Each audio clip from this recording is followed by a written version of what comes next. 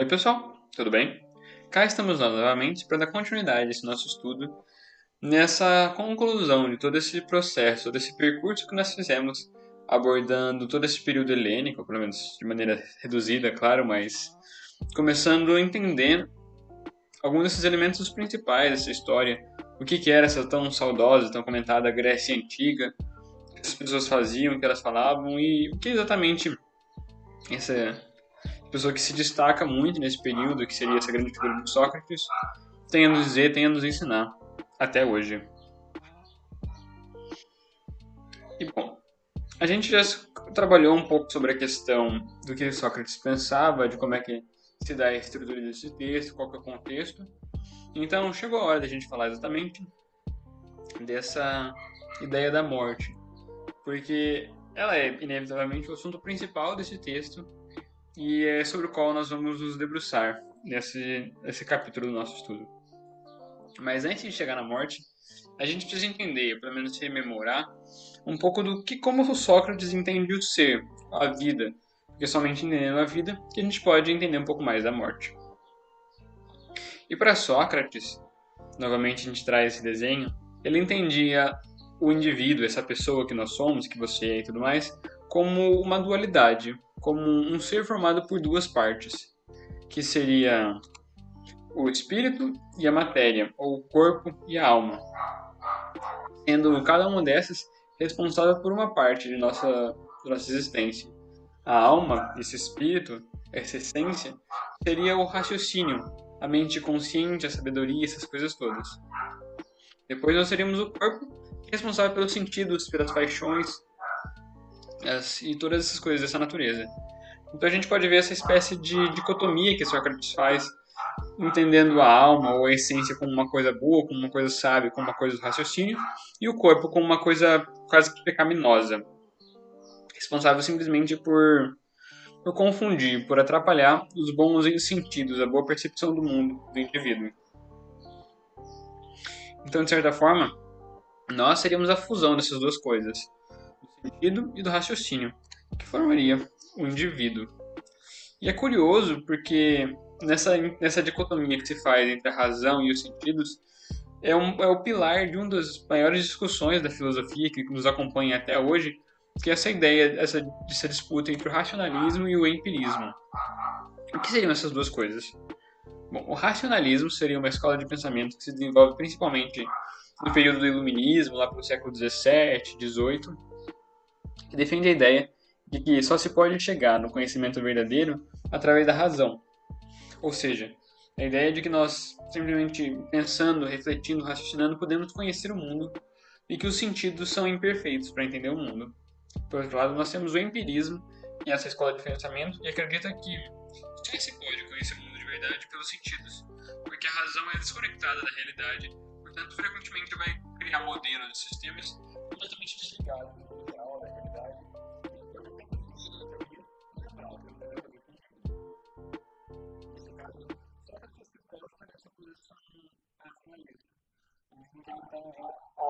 O conhecimento verdadeiro como oriundo, como uma característica da alma e não do corpo, dos sentidos.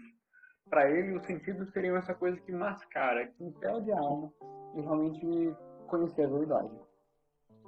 Portanto, essa frase é bastante importante para a gente entender esse discurso, esse diálogo. Ele afirma que a filosofar, a busca pela sabedoria, seria exatamente preparar-se para a morte. Seria tentar não exatamente acelerar esse processo conforme que vamos construir coisas acelerar mas seria o processo de estar cada vez mais próximo ou mais familiarizado com a morte inevitável. Nesse sentido, o que se pode ver é que para ele o pensamento, a reflexão seria aproximar-se da morte no sentido que a morte seria o desligamento do corpo. Uma vez que ele acredita na ideia da imortalidade da alma, esse morrer seria não uma morte enquanto essência, enquanto fim da existência do indivíduo, mas uma morte enquanto o cessar do corpo, a morte do corpo, que seria uma espécie de libertação para a alma, para que então assim ela pudesse se desligar da matéria que a restringe e assumir uma verdadeira sabedoria, um verdadeiro contato com essas ideias universais que a gente trabalhou tanto nesse nosso estudo, que seriam, por exemplo, o bom, o belo, o verdadeiro e coisas nesse sentido. Então, para ele, a morte não era uma coisa a ser temida, a ser evitada, mas era sim um convite, um processo natural da nossa evolução que deveria ser quase que almejado, porque era o momento em que os seres efetivamente teriam acesso, teriam contato com essa tão almejada justiça, e os filósofos poderiam deixar para trás essa cobertura imperfeita de carne para ter contato, para conviver com as ideias perfeitas.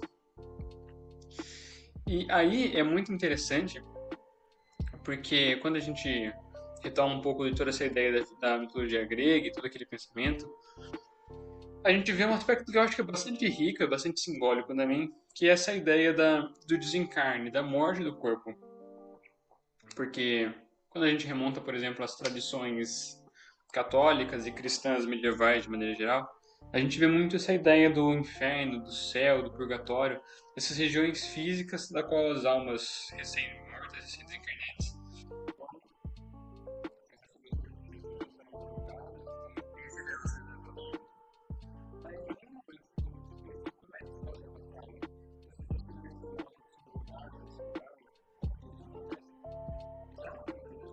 isso é bastante bem estabelecido, em que, no sentido que isso tratando da mitologia, que os seres, os corpos, quando morrem, têm suas almas levadas através de um grande lago, de um grande rio, até o Hades, que seria esse mundo dos mortos. Essa seria uma longa navegação que é feita por Caronte, que é esse barqueiro responsável por encaminhar as pessoas até o mundo dos mortos. E lá no mundo dos mortos eles teriam sua verdadeira justiça e seu tratamento. O que eu acho que é interessante nessa leitura é porque isso passa uma ideia muito mais progressiva, muito mais processual do processo da morte. Porque em outras tradições nós vemos uma dualidade muito contrastante entre vida e morte, entre que os seres estão vivos, depois eles morrem e vão para outro lugar imediatamente. Já nessa leitura, a gente vê um processo muito mais gradual, em que os seres, o corpo morre, desencarna, mas aí tem toda essa travessia, toda essa jornada até que se chegue efetivamente ao mundo dos mortos, que seria esse Hades.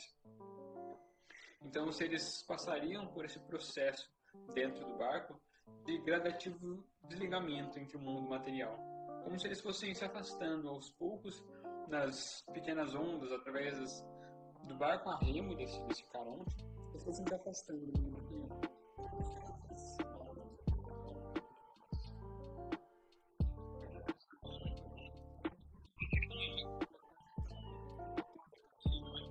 Vivo muito, não é igual aquela brincadeira.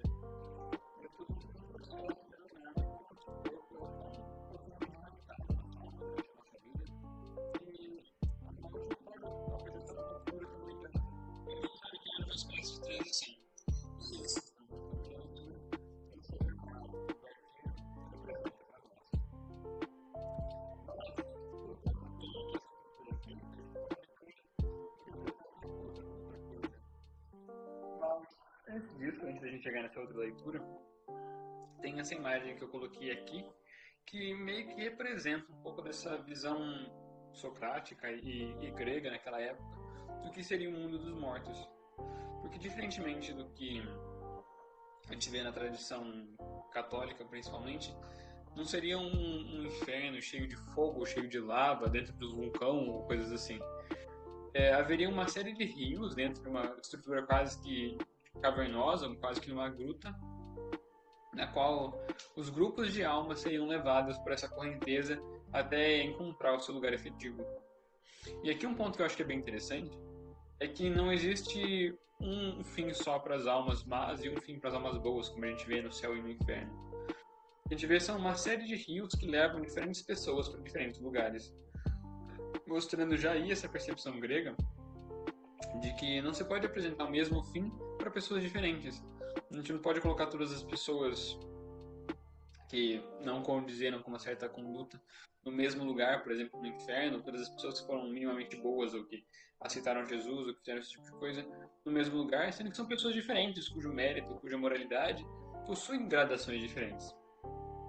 Então, o que eles nos apresentam são essas séries de rios, de caminhos que levam essas almas para lugares diferentes.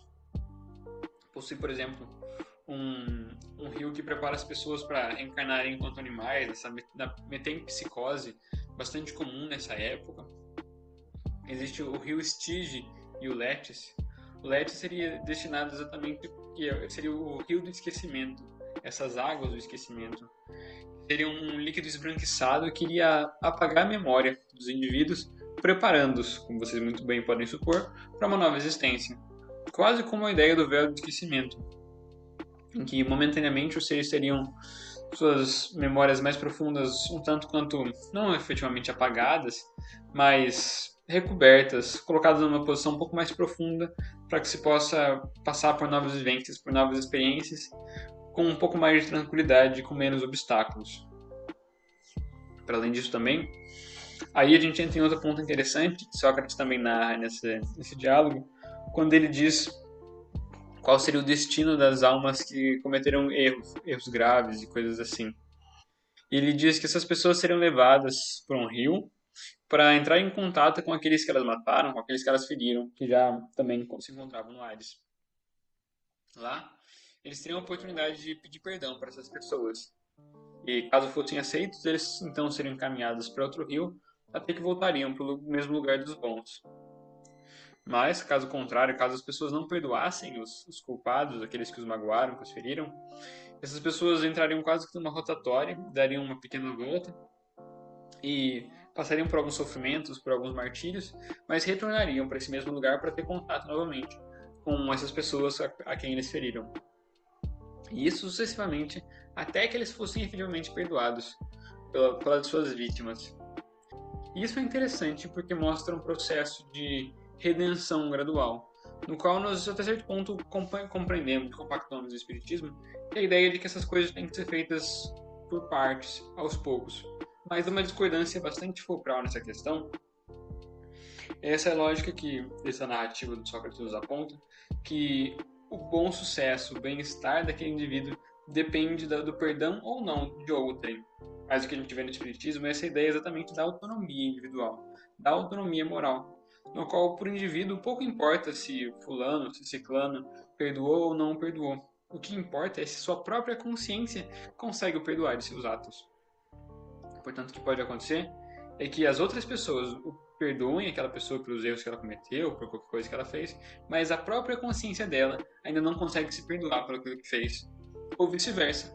A pessoa consegue se perdoar, consegue superar aqueles erros e construir circunstâncias ao seu redor que possibilitam oportunidades pedagógicas de aprendizado e regeneração, mas aqueles que foram vítimas ainda infelizmente não conseguem superar, não conseguem perdoar, portanto revisitam e sofrem novamente desses mesmos males por muito tempo.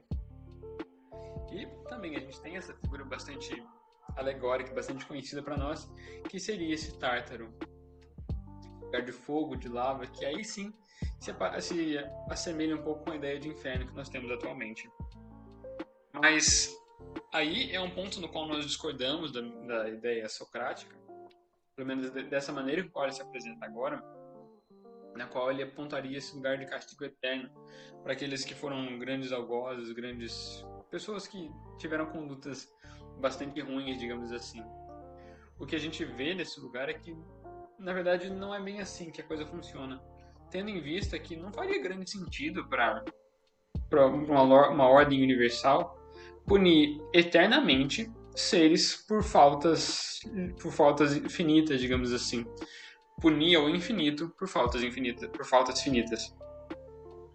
E é como se, ao fazer isso, a gente entrasse em conflito direto com alguma das premissas básicas, tanto do pensamento espírita, mas quanto do pensamento cristão e do pensamento lógico de maneira geral. Porque se a gente parte da premissa que a gente tem um Deus onipotente, onipoderoso, detentor de todas as qualidades, todas as perfeições, de toda a justiça, portanto, de toda a bondade, de todo o amor, não se pode entender que um ser detentor de tantas características, de toda essa perfeição, possa cometer um erro tão bárbaro ou recair numa justiça tão limitada, tão circunscrita, tão mesquinha, quanto punir um indivíduo eternamente por uma falta restrita, como, por exemplo, um crime, mesmo que seja hediondo, mesmo que seja um homicídio, não faz sentido punir ao infinito uma falta que é restrita e circunscrita num espaço de tempo. O que a gente entende a partir disso é uma leitura típica daquela época, no que a própria definição de justiça daquele povo era bastante limitado, bastante restrito, como nós também hoje em dia. Então, para eles, era necessário que houvesse uma espécie de freio dessas penas infinitas, dessas penas eternas, para que os princípios da moral, da boa convivência, dos bons costumes, digamos assim, pudessem se estabelecer aos poucos na mente dos homens. Outra leitura que a gente pode fazer a partir disso, e isso eram alguns dos sentimentos, algumas das percepções que esses espíritos já de intelectualidade mais elevada, mais avançada, que vieram nessas circunstâncias, nesses momentos, como os grandes filósofos, como os grandes pensadores, para auxiliar um povo ainda embrutecido no seu progresso, sentiam-se como se eles tivessem sido jogados nesse inferno, nesse ambiente árido, nesse clima tempestuoso, que exigisse uma carcaça de carne muito mais densa e apontasse muito mais desafios. Essa ideia das penas eternas é presente em várias outras culturas, em várias outras ideias, como por exemplo a ideia da queda de Adão e Eva e do elo perdido e várias outras coisas que possibilitam toda uma conversa, uma discussão, mas eu acho que talvez fure um pouco do nosso tema nesse momento. Mas o que a gente entende a partir dessa leitura do Tártaro é que nós não fazemos uma leitura semelhante a essa no sentido de um lugar das penas eternas. Nós entendemos que, na verdade, o que vai possibilitar o destino dos seres depois da existência não é um espaço físico, não é uma região de lagos, de fogo, de pedra, ou sei lá o quê. O que vai acontecer quando o indivíduo desencarna é que ele vai, pela sua própria sintonia, pela sua própria consciência, plasmar ao seu redor e se associar com faixas vibratórias, com dimensões que lhe sejam apropriadas à sua própria consciência. Portanto, o indivíduo é o responsável pelo seu futuro. Não é o que a sociedade diz, o que a sociedade acha, o que é escrito no Código Penal, o que os outros dizem dela. É simplesmente como o indivíduo se sente nesse momento. Assim, podemos dizer, uma lógica de regeneração do indivíduo, como se fosse um processo pedagógico no qual ele mesmo determina suas provas, suas consequências e seus juízos. Assim, é totalmente responsável pelo seu futuro. Mas, falando sobre isso, as coisas acabam por ficar um pouco distantes da nossa realidade, né? Que ainda parecem conceitos muito abstratos, muito distantes de nós. Mas a morte, essa finitude da existência, é provavelmente a única certeza nessa nossa existência material, já que todos os seres que são vivos inevitavelmente morrem. Ou seja, o nosso corpo material, essa estrutura biológica que nós temos aqui, está fadada a se desvencilhar, a se desestruturar, e depois remontar e dar vida a muitos outros seres, a muitas outras estruturas. Então, essa nossa jornada, esse nosso ciclo de existência marcado por uma vida corporal, tem começo e fim. Naturalmente, ele possui seu momento de nascimento, de crescimento, de desenvolvimento, de amadurecimento, de envelhecimento e de morte. Mas na nossa cultura, a morte é um fim a ser evitado. Nós frequentemente vivemos e nos comportamos como se fôssemos seres imortais, intocáveis, infinitos. Como se aquela velha frase, não, eu sou jovem demais para morrer, fosse resolver alguma coisa nas nossas vidas, e como se fingir que a morte não existe fosse resolver a questão toda. Mas o que nós percebemos é que a morte bate à porta.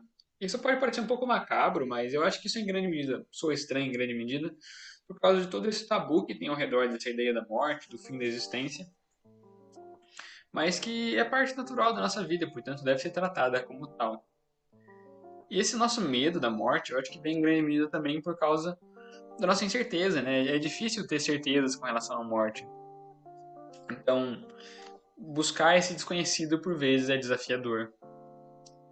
Mas aí a gente vê um pouco da fala de Sócrates, que realmente é surpreendente a sabedoria e a percepção que ele tinha naquela época, quando ele diz que é natural, Critão, que esses tais procedessem conforme disseste, por imaginarem que disso lhes adviria alguma vantagem. Mas também é natural não procederiam desta maneira, pois não vejo como posso ir lucrar em beber o veneno um pouco mais tarde, se não for tornar-me ridículo a meus próprios olhos.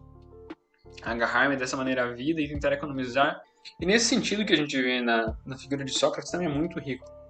Porque quando a gente começa a pensar nessa inevitabilidade da morte, nessa finitude, e isso talvez bata muito mais a porta aquelas pessoas que já têm uma percepção mais próxima da morte, como por exemplo o caso de Sócrates, que estava destinado a tomar cicuta em breve, mas pessoas na sua velhice ou com doenças terminais e coisas assim. A primeira ideia que nos vem à mente é a mais intuitiva, que seria pensar, nossa, minha vida está marcada para acabar, eu tenho, sei lá, 3 meses de vida, 1 ano de vida ou poucos meses de vida, então eu vou acumular todos os prazeres possíveis nesse momento, porque depois ninguém sabe, depois é desconhecido, depois acabou ou algo assim. E então nós tendemos sempre a buscar apreciar o máximo desses últimos momentos, desfrutando os máximos dos prazeres. E isso, inclusive, aparece nesse nosso discurso, nesse nosso diálogo. E essa busca por tentar evitar a morte está presente, inclusive, nesse diálogo, é um dos assuntos abordados. Quando, um pouco antes de Sócrates tomar cicuta, Criton fala para ele, né, que ele pode adiar um pouco mais essa sentença, porque era prática comum que naquela época as pessoas, antes de serem condenadas à morte, fizessem banquete, desfrutassem de qualquer outra coisa que elas quisessem, de qualquer outro prazer que elas buscassem, antes de morrer, porque como elas iam morrer mesmo, elas tinham essa espécie de direito. E a resposta de Sócrates para isso é bastante interessante, quando ele diz que é natural, Critão, que esses tais procedessem conforme disseste, por imaginarem que disso lhes adviria alguma vantagem.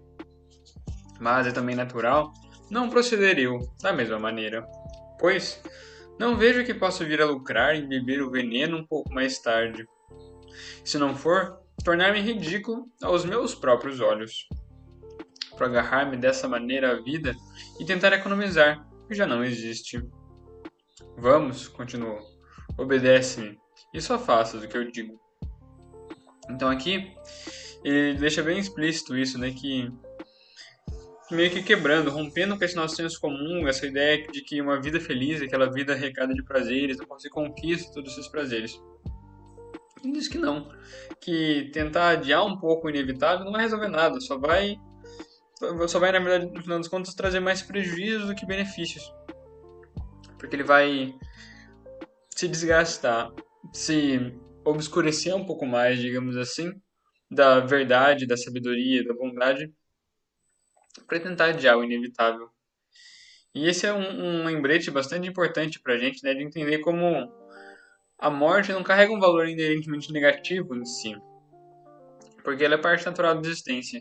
Então, mesmo que a morte fosse o fim de tudo, que a imortalidade da alma fosse somente um mito, uma lenda, ainda assim não haveria motivo real para temer a morte, tendo visto aquela parte inerente à nossa vida, temê-la só torna as coisas piores. Mas, com a nossa perspectiva, entendendo que isso na verdade é uma passagem, o retorno da alma, do espírito, da essência, do seu verdadeiro espaço, as coisas tornam-se um pouco mais claras. E aí a gente percebe que consegue fazer essa distinção, né, essa divergência entre o que é corpo e o que é alma, o que é identidade e o que é matéria. Porque isso foi uma das coisas também que afetava um pouco o Critão, e todos os discípulos de Medeiros ficavam bastante tristes, era em olhar ao redor e perceber que Sócrates estava perto de morrer, ele iria morrer, e a partir daquele momento ele já não teria esse mestre, esse amigo, esse companheiro para os ensinar.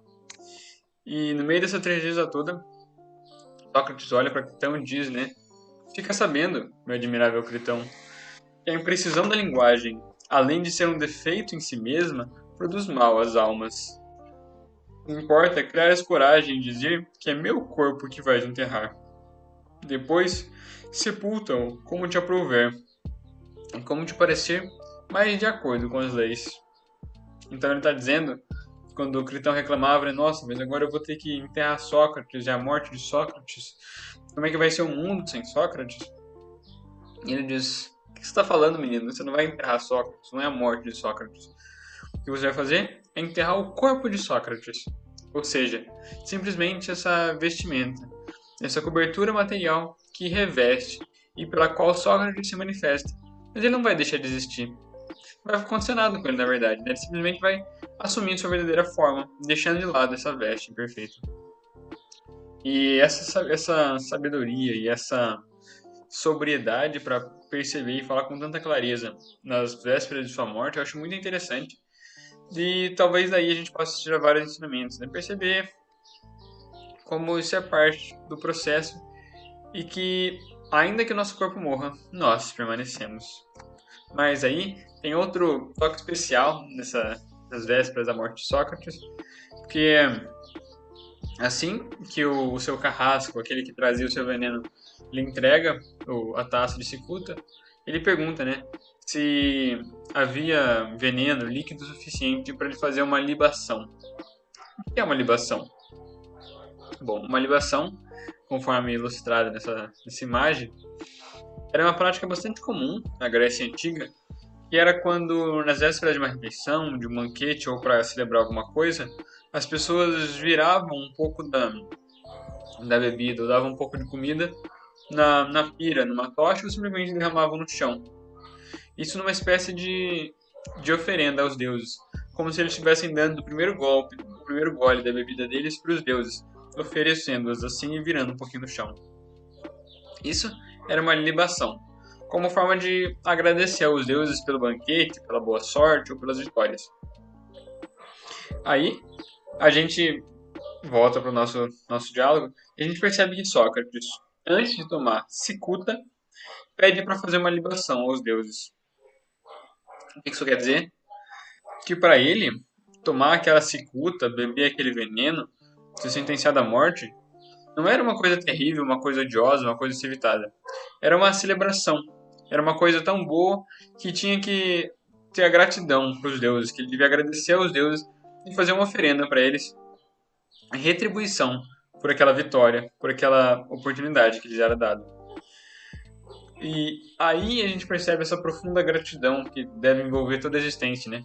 Percebendo cada oportunidade, cada circunstância, por mais que desafiadora, por mais que difícil, como mais uma oportunidade de aprendizado, de crescimento, e como uma coisa que talvez nos faça muito mais bem, que nos traga muito mais uma melhora, mas que nós, ainda incapazes e limitados, temos uma certa dificuldade de compreender isso. Então, aí, depois dessa tentativa de libação, a gente chega efetivamente nesse mesmo quadro que abriu o nosso estudo, que é a morte de Sócrates. Depois de dar essa pequena volta, passando por toda a Hélade, comentando um pouco mais dessas ações, a gente chega aqui na morte de Sócrates. Quando a gente fala na morte de uma pessoa, a gente sempre tende a se preocupar e a se perguntar quais foram suas últimas palavras, seus últimos desejos, suas últimas afirmações. E com Sócrates não foi diferente também. Nós sempre nos perguntamos, ou pelo menos surge essa curiosidade, né? Certo, mas se Sócrates está morrendo, o que foi a última coisa que ele disse? Quais foram as últimas palavras? E Criton também pergunta isso. Criton, que é esse discípulo aqui de vermelho, segurando a perna de Sócrates. E ele pergunta, né? Certo, Sócrates, mas agora que você vai morrer e tudo mais, você tem alguma última palavra, alguma última orientação para dizer para o mundo? E Sócrates, muito calmamente, diz, né, que nós devemos um galo a Asclépio. Não esqueça-te disso e retribua a dívida. Parece um tanto quanto estranho, né, porque a gente pensa nesse grande pensador, nesse filósofo que marcou a filosofia pré- e pós-socrática, e a gente olha para a última fala dele, para a última mensagem, para as últimas palavras dele em vida, e ele fala que eles têm que pagar uma galinha para um cara lá. E isso, eu acho que a gente pode fazer duas leituras centrais a partir disso. Uma que é mais corrente, uma que é mais pessoal da minha parte. Mas vamos começar pela primeira, que é a mais padronizada, digamos assim. Para isso a gente tem que ver para quem que eles deviam esse galo, quem que era precisava ser retribuído por esse galo. E esse era Asclépio, ou Esculápio, dependendo da leitura, da tradução. E Asclépio é esse espécie de patrono da medicina que permanece até hoje. Inclusive os médicos, quando terminam a faculdade, quando concluem o curso, fazem, né, esse juramento de Asclépio, no qual eles juram se esforçar sempre o máximo para trazer a saúde, para conseguir reconquistar o bem-estar, a vivacidade, todas essas coisas. Então, essa retribuição de Sócrates a Esculápio não seria necessariamente um pagamento de uma dívida como se ele tivesse pego um galo de Asclépio, mas sim como se ele estivesse agradecendo, retribuindo Asclépio, não por um galo, mas por outra coisa que ele deu para ele. Nesse caso, sendo ele o patrão da medicina, seria uma cura, um tratamento, um remédio dado a Sócrates. Mas é meio irônico, né? Sócrates agradecer por um tratamento, por um remédio, depois de tomar cicuta e estando prestes a morrer. Mas é exatamente essa questão. É como se Sócrates estivesse agradecendo pela morte, pelo grande cura que a morte significaria para ele, que seria essa libertação do corpo, né? Como se, da mesma maneira que uma associação um pouco mais livre, a mesma leitura que Jesus aparentemente curou os doentes, os paralíticos, etc. O que a cicuta, ou Asclépio, fez para Sócrates foi lhe curar das limitações, das imperfeições, dos vícios do corpo, o matando. Eu acho isso muito interessante, porque assim a gente percebe essa morte como uma coisa positiva no final das contas, como parte de um processo, que para Sócrates era mais marcante, porque ele tinha essa visão bastante negativa da matéria, de maneira geral, né? Para ele a matéria seria essa origem dos vícios, dos pecados e dessas coisas todas. Mas, ainda assim, tendo isso em conta e percebendo que, pelo menos para nós, uma leitura mais espírita não é tão dicotômico assim, a gente pode perceber como é sincero e é uma coisa que a gente pode até copiar, não copiar, mas se inspirar em Sócrates, é essa gratidão pela morte, pelo fim, pela conclusão de uma jornada, de um processo, de um ciclo de existências.